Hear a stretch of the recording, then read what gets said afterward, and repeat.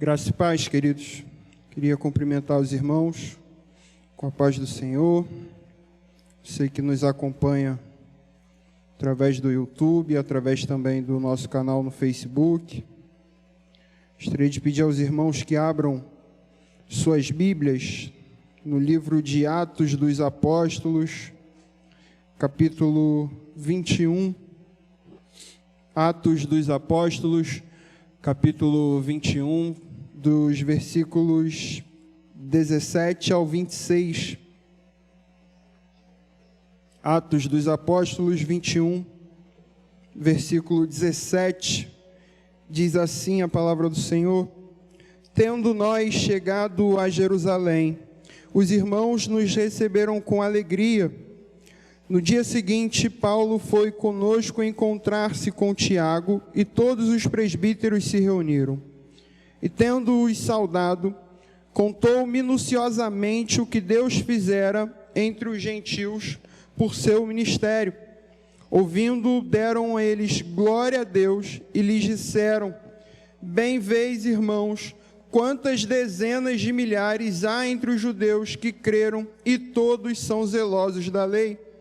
E foram informados a teu respeito, que ensinas todos os judeus entre os gentios a apostatarem de Moisés, dizendo-lhes que não devem circuncidar os filhos, nem andar segundo os costumes da lei. Que se há de fazer, pois, certamente saberão da tua chegada. Faze, portanto, o que te vamos dizer. Então, estão entre nós 4 homens que voluntariamente aceitaram o voto.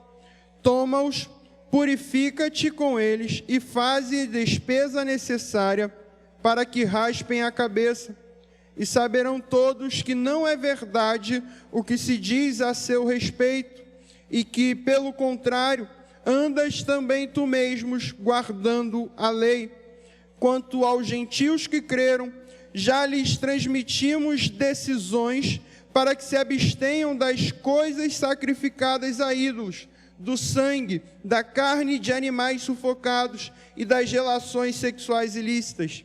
Então Paulo, tomando aqueles homens, no dia seguinte, tendo-se purificado com eles, entrou no templo, acertando o cumprimento dos dias da purificação, até que se fizesse a oferta em favor de cada um deles. Vamos orar? Deus, nós louvamos o teu nome, te agradecemos, ó Deus, por esse privilégio, ó Deus, embora imerecedores, embora sem qualquer capacidade que venha de mim mesmo para pregar a tua palavra, ainda assim o Senhor nos concede esse privilégio. E nesse momento, ó Deus, nós te pedimos que o Senhor possa abrir os nossos corações, abrir a nossa mente, os nossos ouvidos, para que nós possamos compreender aquilo que o Senhor nos revela, para que nós possamos, ó Deus, receber a tua graça e que o Senhor receba a tua glória, em nome de Jesus. Amém. Queridos, seguindo então a sequência da exposição do livro de Atos, chegamos ao capítulo 21, que vai marcar justamente o fim da obra missionária relatada por Lucas no livro de Atos. Mais à frente, ainda no capítulo 21, nós vamos ver que o apóstolo Paulo é preso e é enviado a Roma para comparecer diante do imperador. Então hoje nós vamos meditar sobre a liberdade que brota do evangelho revelado através do apóstolo Paulo, e como é confrontante para nós ver a forma como Paulo compreendia o evangelho, a forma como ele compreendia a liberdade que Cristo nos proporciona. Então, na semana passada nós vimos no início do capítulo 21, a viagem de Paulo para Jerusalém, sendo narrada com muitos detalhes.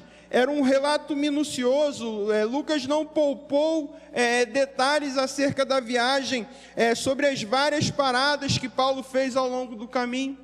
E uma coisa que nos chamou a atenção no início do capítulo 21, uma pequena divergência entre Paulo e seus apoiadores.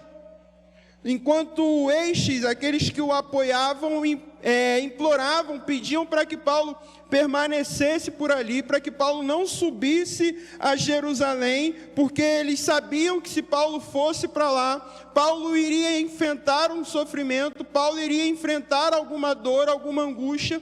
Então eles imploram para que Paulo permaneçam com eles. Mas os apoiadores de Paulo tinham um pensamento diferente do apóstolo Paulo. Paulo tinha uma convicção de que era a vontade de Deus que ele fosse para Jerusalém.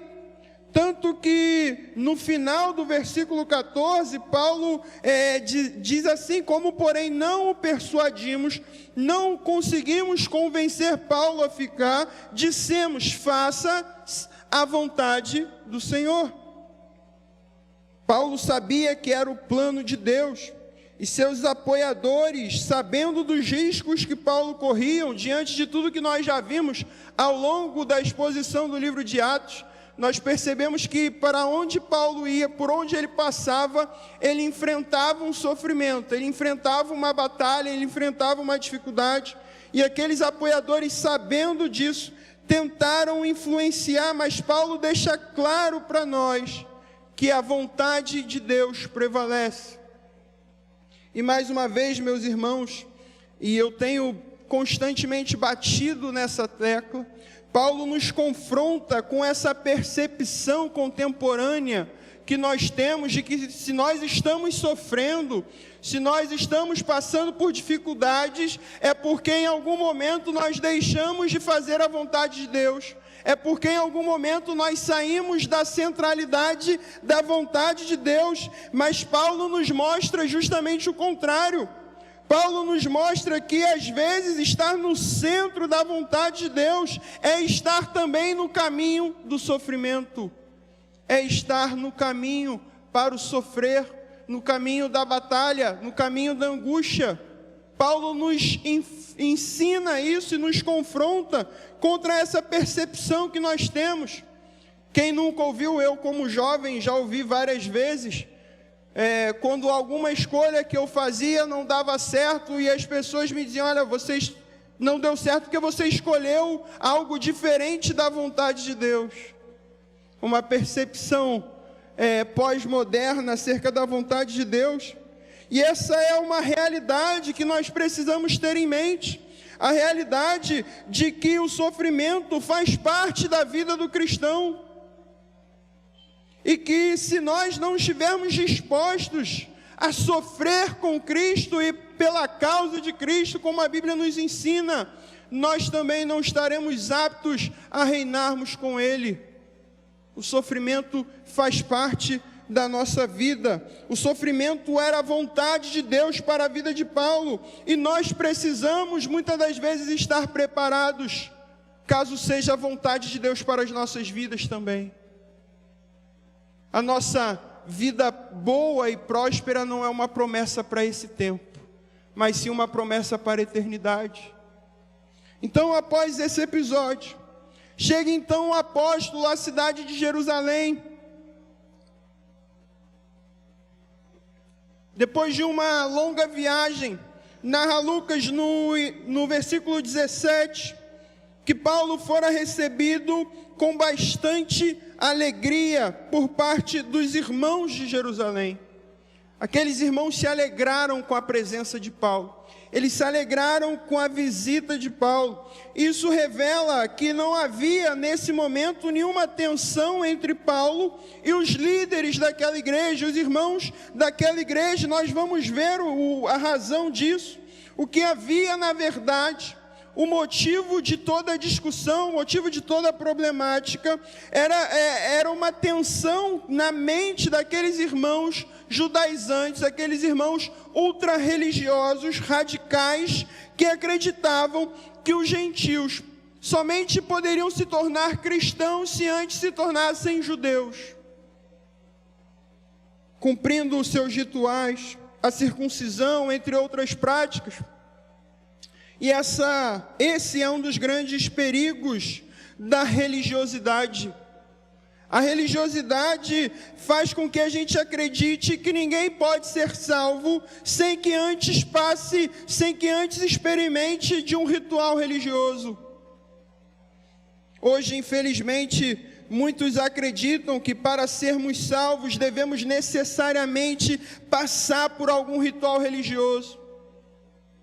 E muitos tentam impor alguns dogmas, impor rituais sem qualquer embasamento bíblico. Muitos querem ditar o tempo inteiro o que os cristãos podem ou não falar, o que os cristãos podem ou não ouvir, o que os cristãos podem ou não vestir, qual música eu posso ouvir, qual roupa uma mulher cristã deve vestir. As pessoas tentam o tempo inteiro impor regras, impor dogmas, dizendo que pregadores devem pregar de terno e gravata, muitas das vezes. E a gente tem uma infinidade de dogmas, do excesso da religiosidade. É óbvio que o Evangelho nos exorta, ele nos direciona acerca daquilo que nós devemos falar, acerca daquilo que nós devemos ouvir, acerca daquilo que nós devemos, de como devemos nos vestir, mas sempre como uma direção e nunca como uma condição. A salvação em Cristo é incondicional. A única condição necessária para que sejamos salvos é o sacrifício de Cristo na cruz, e essa condição já foi paga. Então o dogma, a ideia, o ritual não é capaz de nos salvar. Então, depois dessa recepção calorosa que Paulo teve em sua chegada, no dia seguinte, a Bíblia fala, no versículo 18, Paulo se reúne com Tiago e os demais presbíteros daquela igreja. Paulo se reúne com o presbitério.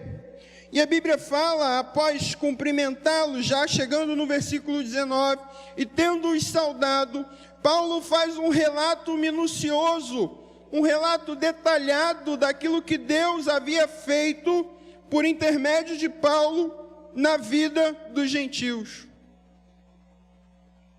Paulo faz um relato de tudo que Deus havia feito. E ao ouvirem o relato do missionário, chegando no versículo 20, ao ouvirem aquilo que Paulo havia falado, todas as maravilhas, todas as bênçãos que Deus havia feito pelo intermédio do apóstolo, aqueles irmãos deram glória a Deus e também contaram sobre as dezenas de milhares de judeus convertidos que se mantinham ainda zelosos da lei. Percebam, logo após glorificarem a Deus por aquilo que Paulo havia contado, aquilo que Paulo havia narrado, esse mesmo povo tinham uma consciência, queridos, de que existiam pessoas que ainda tinham intensas suspeitas contra o apóstolo Paulo. As pessoas desconfiavam do seu ministério, as pessoas desconfiavam da sua vocação, do seu apostolado, mesmo diante de tantas evidências da manifestação da glória de Deus. Alguns historiadores afirmam que nesta época haviam milhares de judeus que eram crentes, mas que ao mesmo tempo eram zelosos da lei. Haviam se convertido, mas não haviam abandonado o cumprimento da lei, o ritual da lei. Isso nos mostra uma lição muito interessante. Paulo sempre nos ensina, não apenas com a sua teologia, com seus pensamentos, mas Paulo nos ensina também com o seu comportamento. Quando olhamos para a nossa geração, onde temos visto muitas das vezes líderes, pastores que sofrem, que adoecem, que entram em depressão porque têm a consciência de que não são unanimidade. Muitas das vezes têm a consciência de que não tem aprovação absoluta, não tem a confiança absoluta, e por isso adoecem. E Paulo, mesmo relatando o seu ministério, as maravilhas que Deus havia feito, ainda assim haviam muitos que não tinham confiança absoluta no seu apostolado. Muitos que não criam na veracidade das suas histórias. Muitos que não tinham unanimidade da aprovação daqueles irmãos. Paulo simplesmente não se importava com isso. E esse comportamento de Paulo que nos ensina. Muitas das vezes nós nos importamos muito com a aprovação. Nós queremos ser aprovados. Nós queremos que a igreja nos aprove. Muitas das vezes não basta uma maioria, uma parcela. Nós queremos unanimidade. Nós queremos uma aprovação total. E quando um não nos aprova, nós nos entristecemos por causa de um. Mas Paulo simplesmente não se importava com isso. Paulo simplesmente não pensava, porque na verdade, Paulo não pensava na avaliação dos outros, nem mesmo se importava com a avaliação que ele mesmo fazia dele. Paulo apenas se importava com a avaliação que Deus fazia dele. Paulo era desprovido de coração vaidoso. E hoje nós somos justamente o oposto. Nos ofendemos por tudo. Ficamos entristecidos por qualquer coisa. Nos indignamos. Até aí então estava tudo bem. Tudo muito certo, tudo bonito. As pessoas dando glória a Deus por aquilo que Paulo havia narrado. Por aquilo que Paulo havia falado, sobre as maravilhas que Deus havia feito, e os irmãos estavam ali, deram glória a Deus, mas havia um problema, que é um problema que nós enfrentamos até os dias de hoje, e nós vamos enfrentar enquanto Cristo não voltar. Até a volta de Cristo a igreja enfrentará esse problema. Havia um boato dentro daquela igreja, havia ali uma fofoca. Isso mostra que a fofoca não é um problema atual. É um problema desde a época de Paulo, desde da igreja primitiva. O fato é, queridos, é que circulava em Jerusalém um boato de que Paulo, no versículo 21, diz: e foram informados a teu respeito, de que ensina a todos os judeus, entre os gentios, a apostatarem de Moisés, dizendo-lhes que não devem circuncidar os seus filhos, nem andar segundo os costumes da lei. Havia um boato de que Paulo ensinava os judeus a deixarem de lado a lei de Moisés e os estimulavam a não circuncidarem os seus filhos. Uma fofoca inventada acerca do apóstolo Paulo, com um objetivo muito claro, de tirar a credibilidade de seu ministério. Esses irmãos chamados zelosos na lei, estavam dispostos a acreditar nos boatos que ouviram acerca de Paulo, quando na verdade o seu desejo era acreditar naquilo que mais agradava os seus corações. Corações esses pecaminosos, e muitos de nós somos assim hoje. Às vezes, sabendo que se tratam de fofocas, sabendo que se tratam de boatos, sabendo que se tratam de mentira, nós escolhemos acreditar naquilo que agrada os nossos corações pecaminosos, os nossos corações egoístas. E assim como aqueles irmãos zelosos na lei, nós também muitas das vezes tiramos conclusões falsas.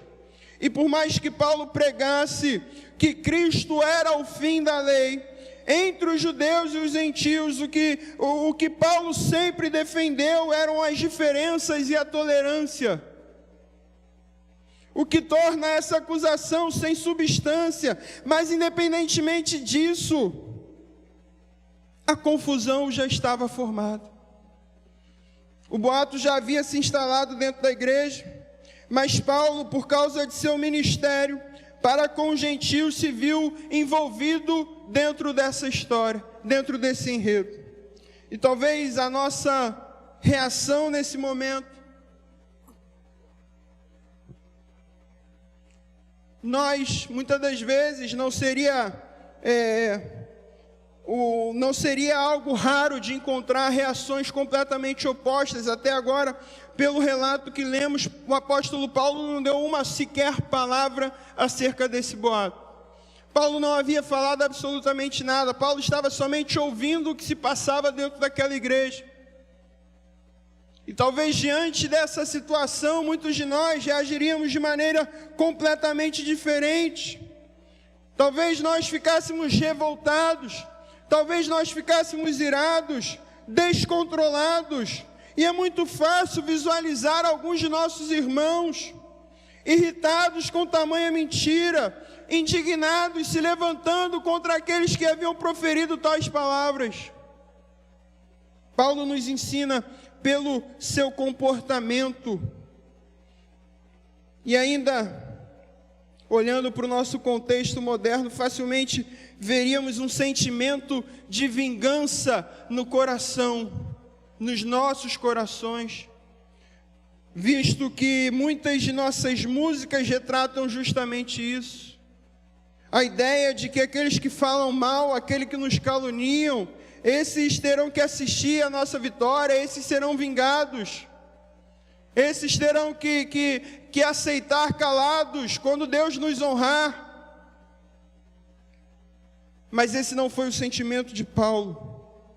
Paulo em nenhum momento manifestou qualquer tipo de comportamento pecaminoso. Paulo simplesmente ouviu aquilo que aqueles irmãos estavam pensando. Essa não foi a reação de Paulo, e não foi porque Paulo não tinha um ego inflado.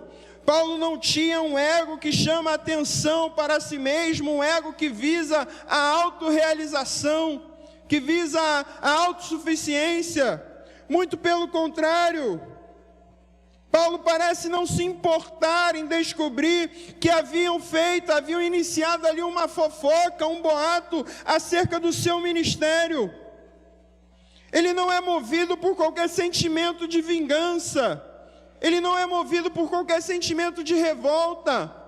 Paulo simplesmente se cala.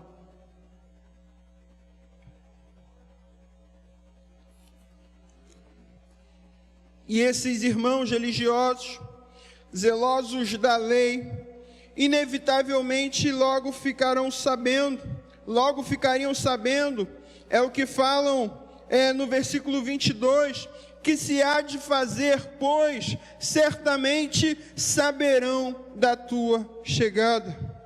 Então eles começavam a pensar e se perguntavam: o que nós vamos fazer?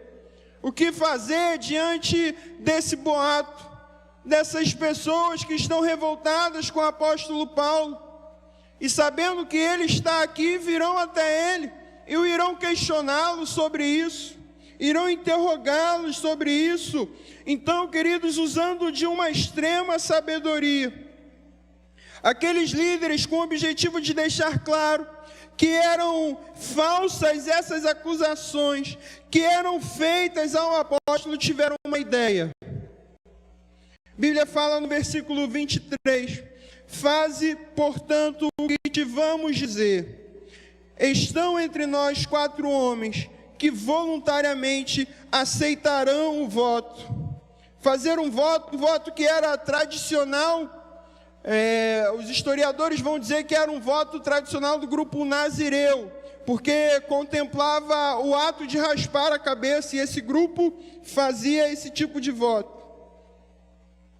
Paulo então aceita fazer o voto, e o que pode parecer conflitante para nós é o tema da nossa mensagem, o que pode parecer conflitante com a mensagem, com aquilo que Paulo pregava. E ele continuou defendendo de que já não estávamos mais sobre a lei de Moisés, mas sim agora sobre a lei de Cristo. Paulo tinha essa convicção, Paulo tinha essa certeza, mas ainda assim Paulo aceita fazer esse voto. Paulo toma a decisão de fazer um voto para que aqueles irmãos pudessem ver que ele em nenhum momento anulou a lei de Moisés. E isso pode parecer conflitante com a convicção de Paulo, com aquilo que Paulo pregava, com a verdade que Paulo externava em seus sermões, em suas mensagens, em suas cartas. Mas por que razão Paulo escolhe essa postura?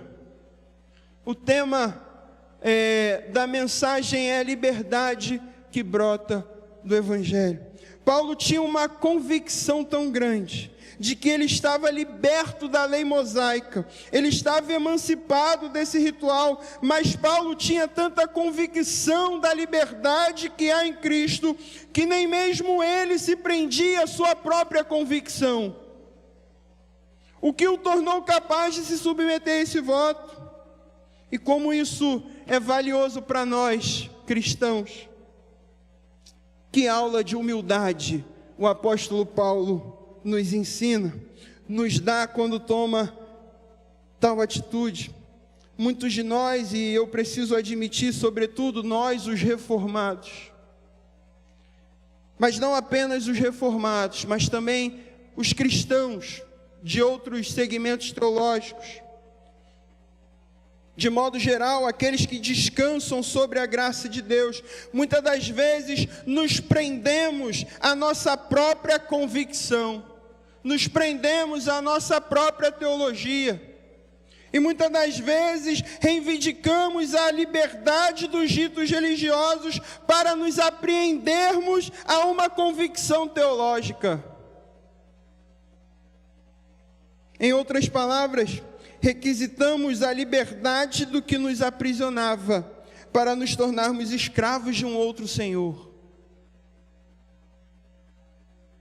E Paulo era completamente despido dessa convicção. Ele tinha uma convicção ainda maior, que era uma convicção da liberdade que Cristo havia proporcionado.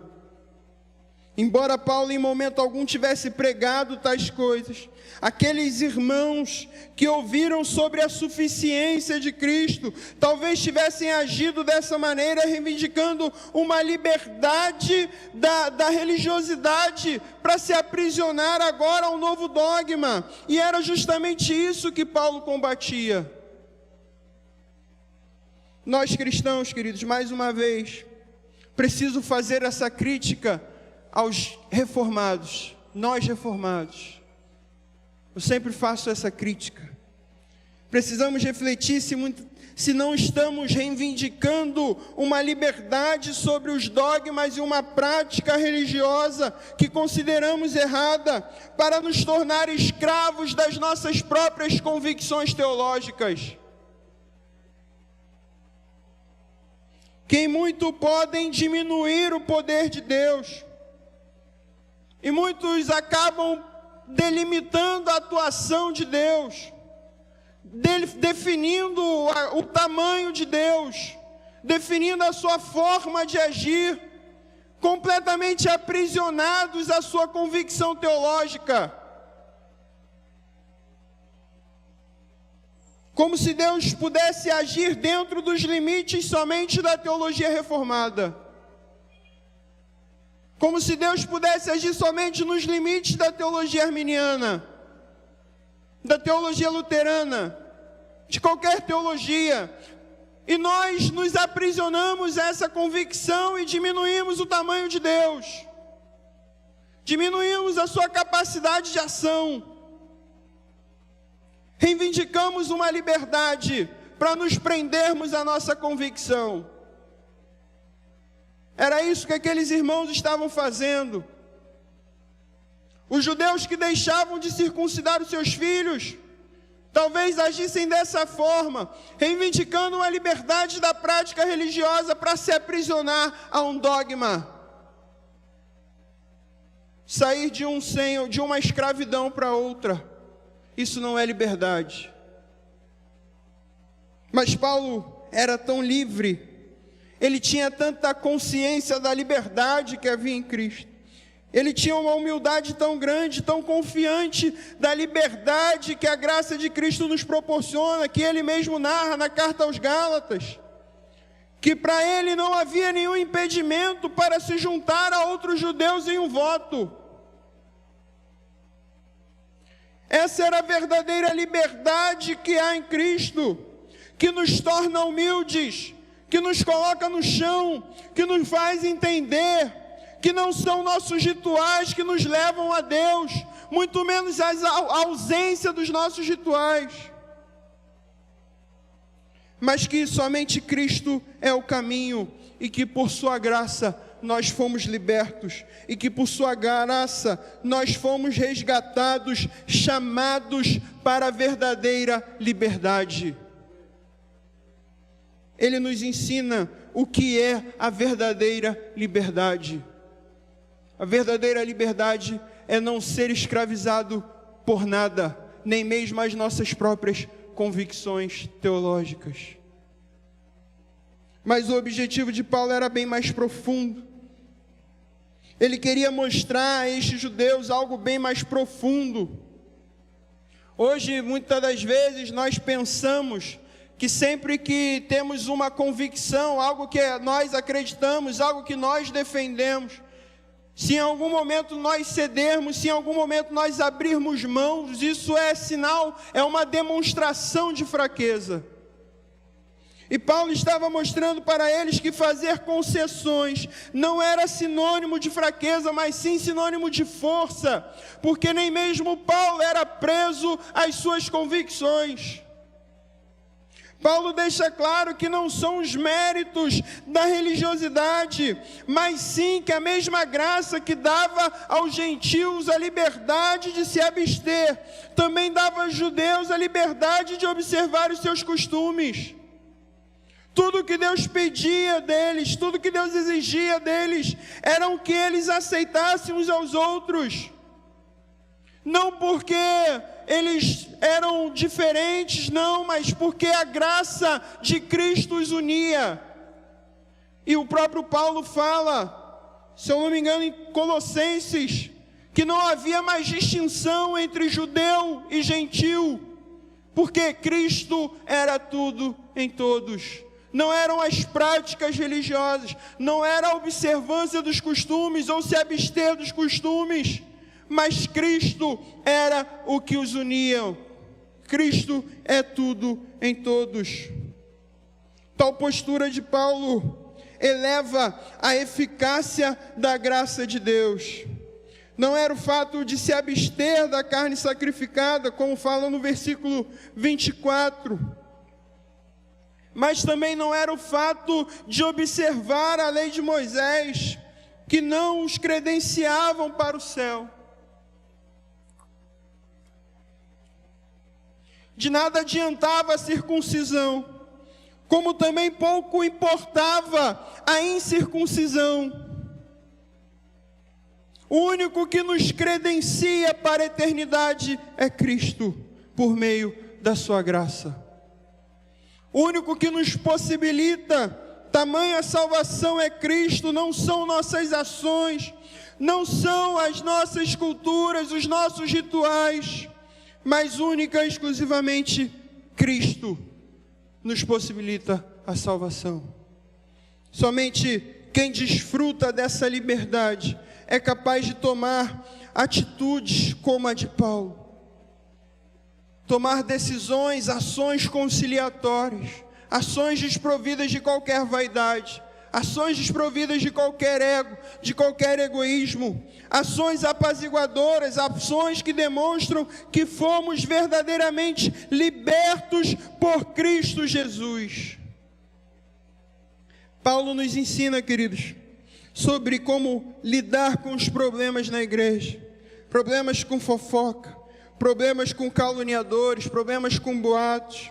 E a chave para lidarmos com isso é a liberdade que há somente na graça de Cristo Jesus.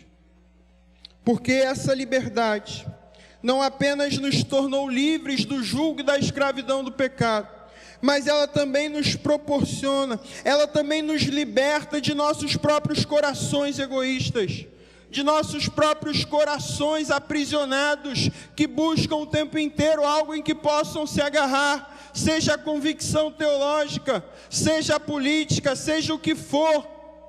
A graça de Cristo nos liberta, sobretudo, de nós mesmos, daquilo que nos escravizava, para então podermos entender que a única forma de sermos salvos é por meio de Cristo Jesus. Da única forma de sermos libertos é por meio de Cristo Jesus, porque se somos verdadeiramente livres, somos pela graça única e exclusivamente de Cristo. Que Deus nos abençoe com essa palavra. Vamos orar mais uma vez. Deus, louvamos o Teu nome. Te pedimos, Senhor, que nos ensine, ó Deus, a desfrutarmos da liberdade que o Senhor nos proporciona pela Sua graça, a sermos livres do pecado, livres do jugo, da escravidão do pecado, mas sermos livres também de nós mesmos, livres de nossas próprias convicções, livres do nosso próprio eu, livres do nosso próprio coração, livres, ó Deus, para que nós possamos glorificar o Senhor em tudo na nossa vida. Nos ajuda, Deus, a sermos livres todos os dias, para a honra e glória do Teu nome, em nome de Jesus. Amém, Deus.